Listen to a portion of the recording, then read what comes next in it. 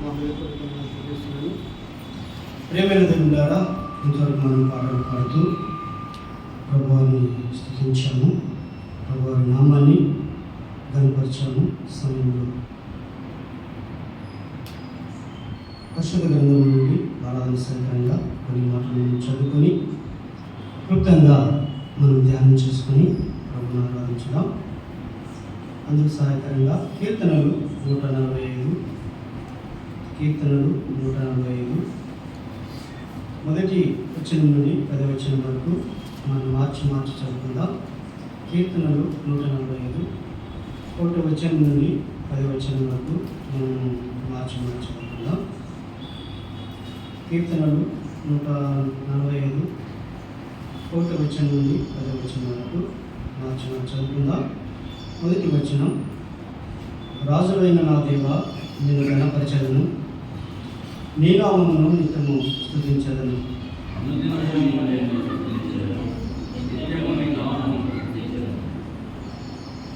మూడవ వచనం: యెహోవా మహాత్మ్యం గలవాడు, ఆయన అధిక స్తోత్రం నొందదగినవాడు, ఆయన మహాత్మ్యము గ్రహింప సత్యము కానిది.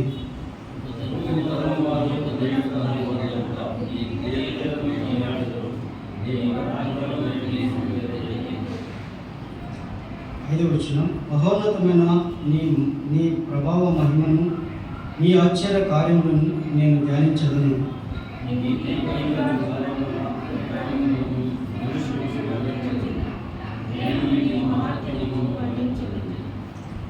ఏడవ వచనం: నీ మహా దైవత్వమును గుర్చిన కీర్తిని వారు ప్రకటించదరు, నీ నీతిని గురించి వారు గానము చేసెదరు.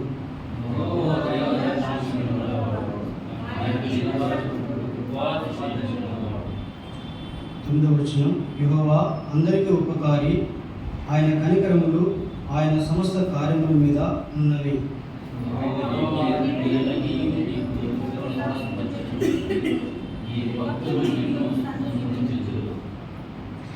చదువుకున్న వాక్య భాగం నుండి ఆరాధన సహాయకరంగా కొన్ని మాటలను జ్ఞాపకం చేసుకుందాం. ప్రేమైన దేవులారా, మరి కీర్తన స్తుతి కీర్తన అని మొదటి పై భాగంలోనే మనం చూస్తున్నాం. చిన్న అక్షరాలతో స్తుతి కీర్తన రాయబడినది. భక్తుడైన దావీదు మహారాజు దేవుని ఘనపరుస్తూ, దేవుని స్తుతిస్తూ, దేవుని ఆరాధిస్తున్న భక్తునిగా మనం చూస్తున్నాం. భక్తుడైన దావీదు మహారాజు దేవాది దేవుని గురించి పలుకుతూ మొదటి భాగంలో ఒక మాట అంటున్నాడు: రాజువైన నా దేవా, నిన్ను ఘనపరచెదను.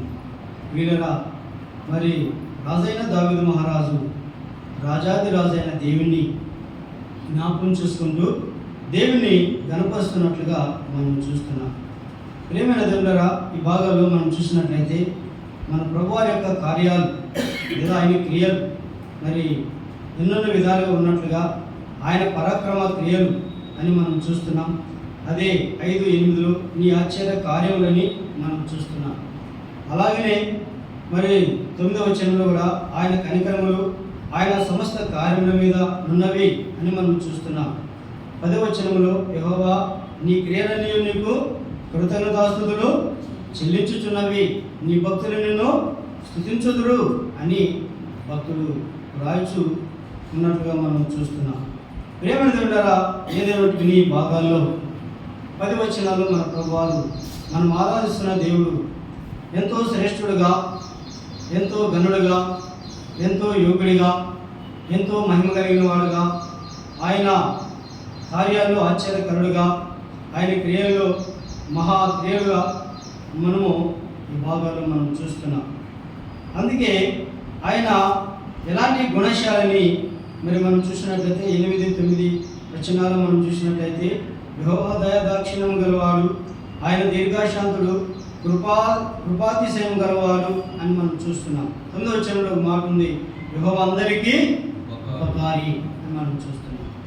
ఆయన ఎంత మరి కృపగలవాడు, ఆయన మరి ఎంత దయాదాక్షిణ్యపూరుడు ఈ భాగంలో మనం చూస్తున్నాం. అయితే 10వ వచనంలో యెహోవా నీ క్రియలన్నీ నీకు కృతజ్ఞతాస్తుతులు చెల్లించుచున్నవి అని మనం చూస్తున్నాం. కాబట్టి ఉదయకాలంలో ప్రభును ఆరాధించడానికి చేరవచ్చిన మనము నిజంగా మనం ఆరాధిస్తున్న దేవుడు ఎంతో గొప్పవాడని మనము జ్ఞాపకం చేసుకుందాం. ఆయన కార్యాల్లో ఆయన గొప్పవాడని, ఆయన మహిమలో గొప్పవాడని, ఆయన క్రియల్లో గొప్పవాడని, ఆయన గుణశాలిలో ఆయన గొప్పవాడని మనము మరి భాగాలు మనం చూస్తున్నాం. ప్రభుని కనపరుస్తున్నాం. అవును పిల్లలు, నిజంగా మన ప్రభువుని పోలిన వారు ఎవరు లేరు. మన ప్రభువుకు సాటిన వారు ఎవరు లేరు. ఆయన మరి ఒక్క మాట మనకు చాలు, యెహోవా అందరికీ ఉపకారి. వీళ్ళరా అందరూ అపకారం చేసేవాళ్ళు ఉన్నారు, కానీ ఉపకారం చేసేవాళ్ళు ఎవరు కూడా లేరు. కాబట్టి యెహోవా అందరికీ ఉపకారి అని మనం చూస్తున్నాం. అదే భక్తుడైన పేతురు మరి కొర్నేలియును బోధిస్తూ అపోస్తల కార్యం 10వ అధ్యాయంలో మనం చూసినట్లయితే యేసుక్రీస్తు అందరికీ ప్రభు అన్నాడు కదా. యేసుక్రీస్తు అందరికీ ప్రభు అన్నాడు. కాబట్టి ఆయన అందరి దేవుడని మనం చూస్తున్నాం. ఆయన అందరికీ ఉపకారి అని మనం చూస్తున్నాం. కాబట్టి నిజంగా దేవుడు ఆయన మరి ఎంతో దయాళుడుగా, ఎంతో కృపగలవాడుగా, దీర్ఘశాంతుడుగా ఉన్నట్లుగా మనం చూస్తున్నాం. అయితే ఇలాంటి గొప్ప దేవుడు మన కొరకు ఏమయ్యాడు అని మనం ఆలోచించినట్లయితే నిజంగా ఆయన మన కొరకు ఏమయ్యాడని భక్తుడు ఫిలిప్పీ సంఘానికి పౌలు ఫిలిప్పీ సంఘానికి రాస్తూ ఒక మాట తెలియజేస్తున్నాడు. చూడండి, ఫిలిప్పీలకు రాసిన పత్రిక 2వ అధ్యాయము 6వ వచనం 7వ వచనం మనం చదువుకుందాం. ఆయన దేవుని స్వరూపం కలిగిన వాడు దేవునితో సమానంగా ఉండట విడిచిపెట్టకూడని భాగ్యమని ఎంచుకొనలేదు కానీ అని మనం చూస్తున్నాం. చూడండి, ఆయన ఎవరంట? దేవుని స్వరూపం గలవాడు. ఆయన కార్యాలలో, ఆయన క్రియల్లో మనం చూసినట్లయితే ఆయన ఎంతో గొప్పవాడుగా, ఘనుడుగా మనకు కనబడుతున్నాడు. ఆయన గుణాల్లో మనం చూసినట్లయితే ఆయన ఎంతో గొప్పవాడుగా, ఘనుడుగా మనకు కనబడుతున్నాడు. ఆయన సహాయం చేసే విషయాలు చూస్తున్నట్లయితే యెహోవా అందరికి ఉపకారిగా, ఘనుడుగా, గొప్పవాడుగా కనబడుతున్నాడు. అయితే ప్రియమైన దేవులారా, నీ నా పాపముల విషయంలో పరిహారం చెల్లించే విషయంలో, నీ నా పాపాల కొరకై ఆయన బలయ్యే విషయంలో, నీ నా పాపముల దోషం యొక్క శిక్షను భరించే విషయంలో ఆయన ఎంతో మరి దాసుని స్వరూపం ధరించినట్లుగా మనం చూస్తున్నాం కదా. అక్కడ అంటున్నాడు, దేవుని స్వరూపం కలిగిన వాడు దేవునితో సమానంగా ఉండట విడిచిపెట్టకూడని భాగ్యమని ఎంచుకొనక మనుషుని పొరుకుగా పుట్టి దాసుని స్వరూపము ధరించను. ప్రేమైన దేవులారా, ఒక్కసారి మన ప్రభువు యొక్క ఘనతను మనం చూసినట్లయితే ఆయన ఎంతో గొప్పవాడుగా, ఆయన ఎంతో మహిమ కలిగిన వాడుగా, ఆయన ఎంతో కృపగలవాడుగా, దీర్ఘశాంతుడుగా కనబడుతున్నాడు. అయితే మన పాపులుగా మరి పరిహారం చెల్లించే విషయంలో ఆయన దీనుడైన దేవునిగా మనం చూస్తున్నాం. దేవునితో సమానంగా ఉండటం విడిచిపెట్టకూడని భాగ్యం ఎంచుకొనలేదు అని మనం చూస్తున్నాం. మనుషుల కోరికగా పుట్టి అని మనం చూస్తున్నాం. దాసుని స్వరూపము ధరించెను అని మనం చూస్తున్నాం. అది 8వ వచనంలో ఒక మాట అంటున్నాడు, తను తాను వ్యక్తునిగా చేసుకున్నాను మరియు ఆయన ఆకారమందు మనుషుడిగా కనబడి మరణం పొందినంతగా, అనగా శిలువ మరణం పొందినంతగా విధేయత చూపిన వాడే తను తాను వ్యక్తిగా చేసుకున్నాను. ప్రేమైన దేవుడారా, ఎంతో ఘనుడైన దేవుడు, దేవాది దేవుడైన దేవుడు, నిత్యం ఆరాధించబడుతున్న దేవుడు. అయితే పిల్లరా, ఇక్కడ మనం చూసినట్లయితే ఆయన శిలువ మరణం పొందినంతగా తను తాను వ్యక్తులుగా చేసుకున్నాను అని మనం చూస్తున్నాం. విధేయుడైన దేవుడు, దాసుడైన దేవుడు, రిక్తుడైన దేవుడు, బలహీనుడైన దేవుడు అని మనం చూస్తున్నాం. కాబట్టి ఆ దేవాది దేవుని యొక్క కృప ఎంత గొప్పదో, ఆ దేవాది దేవుని యొక్క ప్రేమ ఎంత గొప్పదో, ఆ దేవాది దేవుని యొక్క మరి దీర్ఘశాంతం ఎంత గొప్పదో మనము జ్ఞాపకం చేసుకుందాం. కాబట్టి అందుకంటున్నాడు ఆయన ఏమంటున్నాడంటే, మరియు ఆయన ఆకారమందు మనుషుడిగా కనబడి మరణం పొందినంతగా, అనగా శిలువ మరణం పొందినంతగా. చూడండి, ఏ మరణం అండి? శిలువ మరణం పొందినంతగా. శిలువ ఎవరికండి? మరి ప్రియులరా మరి శిలువ మీద వేలాడదీయబడి వాడు శాపగ్రస్తుడు అని మనం చూస్తున్నాం. శాపగ్రస్తుడమైన మన కొరకు ఆయన శిలువ మరణము పొందినట్లుగా మనం చూస్తున్నాం. ఆయన శిలువలో వేలాడదీయబడినట్లుగా మనం చూస్తున్నాం. ఆయన శిలువలో మేకులతో కొట్టబడినట్లుగా మనం చూస్తున్నాం. ఆయన శిలువలో మరి రిక్తుడైనట్లుగా, ఆయన మరి ఆకారం లేనివాడుగా కనబడుతున్నట్లుగా మనం చూస్తున్నాం. కాబట్టి మన ప్రభువారి యొక్క దయ ఎంత గొప్పదో, మన ప్రభువారి యొక్క మన మీద ఆయన కృప ఎంత గొప్పదో ఒక్కసారి మనం ఆలోచన చేద్దాం. పిల్లరా, ఆయన పిల్లరా మన పాపాలను బట్టి ఆయన మనల్ని శిక్షించినట్లయితే మనము ఎలా ఉండేవారమో, ఏ స్థితిలో ఉండేవారమో, ఎక్కడ ఉండేవారమో, కానీ ఆయన మనల్ని శిక్షించక, ఆయన మనల్ని ప్రేమించి, ఆయన మనపై కరుణించి పిల్లరా మన పాప యొక్క శిక్షణ ఆయన భరించినట్లుగా మనం చూస్తాం. మన భారాన్ని ఆయన భరించి మన కొరకు తను తానే రిక్తుడై బలైనట్లుగా మనం చూస్తాం. ప్రేమితులారా, ఆయన నిజంగా మన కొరకు ఎంతగా రిక్తుడయ్యారంటే యెరూషలేము వీధుల్లో విడవబడ్డారు. దేవాది దేవుడు ఆయన యొక్క దాసునిగా ఏడవబడ్డారు. ఆయన యొక్క సామాన్య మానవునిగా కొట్టబడ్డారు. 5 రొట్టెలు 2 చిన్న చేపలు ఆశీర్వదించి 5,000 మందికి ఆహారము పంచిపెట్టిన దేవుడు, చనిపోయిన వారిని బ్రతికించిన దేవుడు, ఆయన కార్యాలు మరి నిజంగా ఆయన ఎంతో గొప్పవాడు. అయితే నిజంగా నా పాపముల కోసము ఆయన ఎంతగానో మరి ఏడవబడిన దేవునిగా మనం చూస్తున్నాం. మన కొరకు ఆయన కొట్టబడిన దేవునిగా మనం చూస్తున్నాం. ఆయన మన కొరకు గాయపరచబడిన దేవునిగా మనం చూస్తున్నాం. ప్రేమిల దేవులారా, ఆ దేవాది దేవుని కరుణ ఎంత గొప్పదో, మనడలా ఆయన చూపిన ప్రేమ ఎంత గొప్పదో ఒక్కసారి మనం ఆలోచించాలి. అందుకే పౌలు కొరింథీ సంఘానికి రాస్తూ ఒక మాట అంటాడు, ఆయన ధనవంతుడు మీ నిమిత్తము దరిద్రుడు ఆయన. దేవాది దేవుడు మన కొరకు దాసుడిగా వచ్చాడు. దేవాది దేవుడు ఆయన మన కొరకు ఎలా వచ్చాడు? దరిద్రుడిగా వచ్చాడు. ప్రియులారా, ఆయన యొక్క దయ ఎంత గొప్పదో మనం జ్ఞాపకం చేసుకుందాం. ఆయన కరుణ ఎంత గొప్పదో మనం జ్ఞాపకం చేసుకుందాం. అయితే మనలను శిక్షించక మన శిక్షణ దాన్ని భరించినట్లుగా మనం చూస్తాం. కొన్ని పిల్లలు మన పాపముల కొరకు ఆయన గాయపరచబడి, మన పాపముల కొరకు ఆయన రక్తము చెందించి, మన పాపముల కొరకు ఆయన ప్రాణం ఇచ్చి సమాధి చేయబడి తిరిగి 3వ దినం లేపబడిన దేవుడుగా మనం చూస్తాం. ఆయన పునరుద్ధారణైన దేవుడు, ఆయన మరణాన్ని జయించి తిరిగి లేచిన దేవుడు. ఓ మరణమా నీ విజయం ఎక్కడ? ఓ మరణమా నీ ముళ్ళెక్కడ? మరణమును విడిచి మరణపై విజయాన్ని సాధించిన దేవుడు. అవును పిల్లరా, ఆయన పునరుద్ధారణైన దేవుడిగా మనం చూస్తాం. అయితే పిల్లరా, నిజంగా ఆయన మనను ఎంతగా ప్రేమించాడంటే లేఖనాలు మనం చూస్తున్నాం. రండి, అది ఎఫెసీయులకు రాసిన పత్రిక 2వ అధ్యాయము 4, 5, 6 వచనాలు. ఆ ప్రభువారు మనల్ని ప్రేమించి ఆయన తిరిగి లేచి ఎక్కడ మనం కూర్చుండబెట్టాడు. భక్తుడైన పౌరుడు ఎఫెసు సంఘానికి రాస్తూ తెలియజేస్తున్నాడు. ఏమంటున్నాడు? ఎఫెసీ 2వ అధ్యాయం 4, 5 వచనాలు మనం చదువుకున్నాం. అయినను దేవుడు కరుణా సంపన్నుడైంది, మనము మన అపరాధముల చేత చచ్చిన వారమైనప్పుడు సైతము మనుడలా తన మహాప్రేమ చేత మనల్ని క్రీస్తు కూడా బ్రతికించును. ఇంకేమంటున్నాడు? కృపచేత మీరు రక్షింపబడి ఉన్నారు క్రీస్తు యేసునందు. ఆయన మనకు చేసిన ఉపకారము ద్వారా అత్యధికమైన దేవుని కృపా మహాదైశ్వర్యమును రాబోయే యుగములలో కనపరచున్నతము క్రీస్తు యేసునందు మనల్ని ఆయనతో కూడా లేపి పరలోకమందు ఆయనతో కూడా కూర్చుండబెట్టను. చూడండి ఎంత గొప్ప భాగ్యం అండి. పాపముల చేత అపరాధముల చేత చచ్చిన మనలను, దేవుని ఉగ్రతకు పాత్రులైన మనలను, నశించి నరకానికి వెళ్ళిపోతున్న మనలను ఆయనతో కూడా కూర్చుండబెట్టాడని.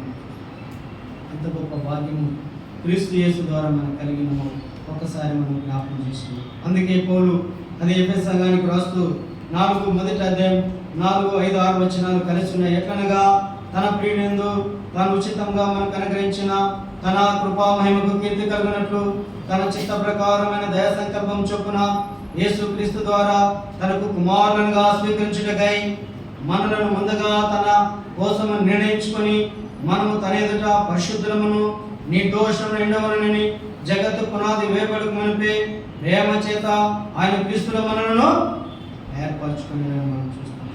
చూడండి ఎంత గొప్ప భాగ్యం. ఎందుకు ఆయన ఇంతగా మనల్ని ప్రేమించారు, ఎందుకు మన యొక్క పాపం యొక్క శిక్షను భరించారంటే ఆ భాగంలో మనం చూస్తున్నాం. ఏమంటున్నాడంటే ఆ యేసుక్రీస్తు ద్వారా తనకు కుమారునిగా స్వీకరించడానికి. ఏమంటే మనము ముందుగా తన కోసము ఏర్పరచుకొని, చూడండి ఎంత గొప్ప భాగ్యం మనం దేవుడు ఏర్పరచుకుని మనం ఎంత శ్రేష్ఠమో ఒకసారి మనం జ్ఞాపకం చేసుకోవాలి. కాబట్టి ప్రేమగా ఆయన నిన్ను నన్ను ప్రేమించి నీ పాపముల కొరకు ఆయన బలి అయ్యాడు. ఆయన దేవాది దేవుడు నీ కొరకు దీనుడుగా మారిపోయాడు. దయాదాక్షిణ్యపరుడు ఆయన నీ కొరకు దరిద్రుడుగా మారిపోయాడు. నీ కొరకు ఆయన కొట్టబడ్డాడు, నీ కొరకు ఆయన ఈడవబడ్డాడు. నీ నా పాపముల కొరకు ఆయన మరణించి తిరిగి లేచాడు. ఆయన రక్తమంతయు నీ నా పాపములకు పరిహారం నిమిత్తమై ఆ కలువరిశిలో చిందించినట్లుగా మనం చూస్తాం. కాబట్టి ప్రేమ నిజంగా మనము ఆయన సొత్తుగా చేయబడ్డాం, ఆయన ప్రజగా మార్చబడ్డాం. ఆయన యొక్క నామములు విశ్వసించగా ఆయన యొక్క బిడ్డలుగా మనం తీర్చబడ్డాం. ఆయన రక్తంలో కడగబడ్డాం. ఆయన పొందిన గాయాల చేత మనం స్వస్థలుగా మార్చబడ్డాం. యెషయా గ్రంథంలో మనం చూస్తున్నాం కదా, అరికాలు మొదలుకొని నడినెత్తులు కొంచెమైనను స్వస్థత లేదు మనకు. ఆయన పొందిన గాయాల చేత మనకు స్వస్థత కలిగిందని భక్తుడైన పేతురు రాస్తుంటారు.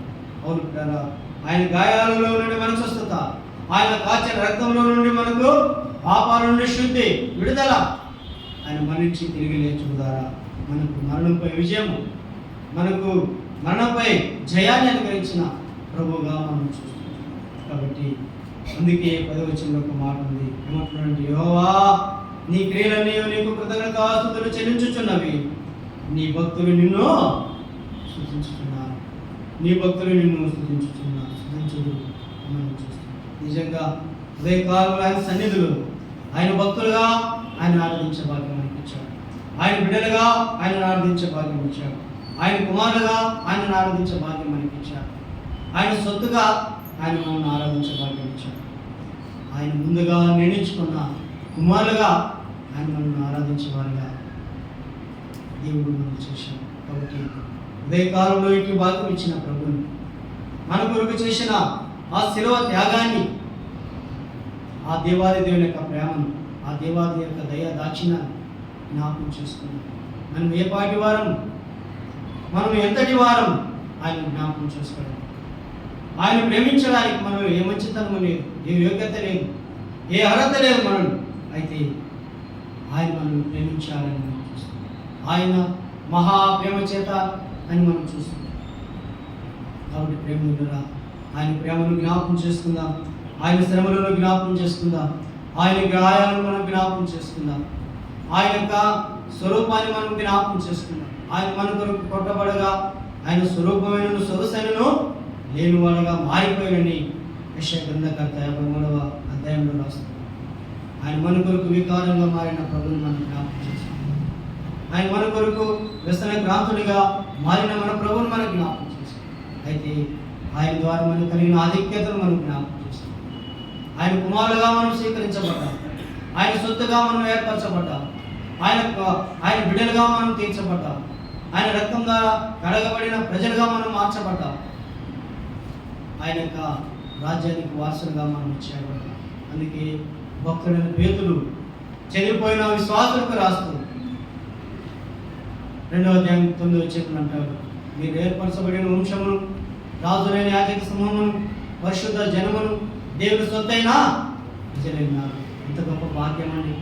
క్రీస్తు ద్వారా ఇలాంటి బిరుదులు, ఇలాంటి పేరులు మనకు కలిగినవి. మనము నిజంగా దరిద్రులం, మనము పాపులం, మనము నీచులం, మనము దౌర్భాగ్యులం, మనం దేవుని కృపకు పాత్రులం. ఇలాంటి వారి మనకు క్రీస్తు యేసు ద్వారా గొప్ప పేర్లు మనకు కలిగాయి. ఆయన నామమును విశ్వాసం ఉంచగా గొప్ప పేర్లు మనకు ప్రభువారు అనుగ్రహించారు. కాబట్టి ఇటు భాగ్యాన్ని పొందుకున్న మనము, మన కొరకు ప్రాణపెట్టిన ప్రభువారు, మన కొరకు రక్తం గార్చిన ప్రభువారు, మన కొరకు గాయపరచబడిన ప్రభువారు, మన కొరకు మరణించి తిరిగి లేచిన ప్రభువారు జ్ఞాపకం చేసుకుంటూ ఆయనను స్తుతిస్తూ ఆయనను ఆరాధిస్తూ ఆయన నామాన్ని మహిమపరచుకుంటూ దేవుని 10 మాటలు దీవించుకుంటారు.